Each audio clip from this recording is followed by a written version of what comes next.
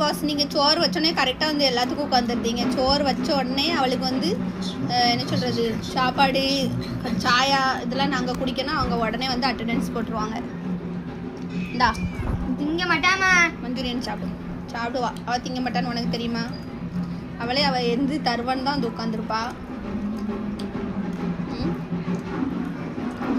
Chicken கிடையாது, Manchurian. ஆனால் அந்த அம்மா மஞ்சூரியனை சிக்கன்னு நினச்சி முறுக்குன்னு போடுது. எவ்வளோ கடுசாக இருந்தாலும் அவள் எல்லாத்தையும் சாப்பிட்றதுக்கு உட்காந்துருப்பான். சாடு சப்பாத்தியை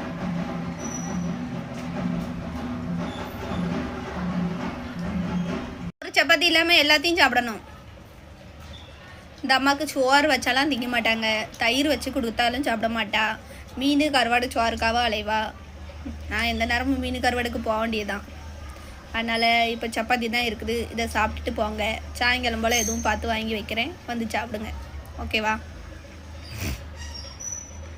வயிறு எப்படி இருக்குதுன்னு உட்கார முடியலை. வயிற்று புள்ள தாச்சி சாப்பிட்டுட்டு போங்க. சாப்பிடு.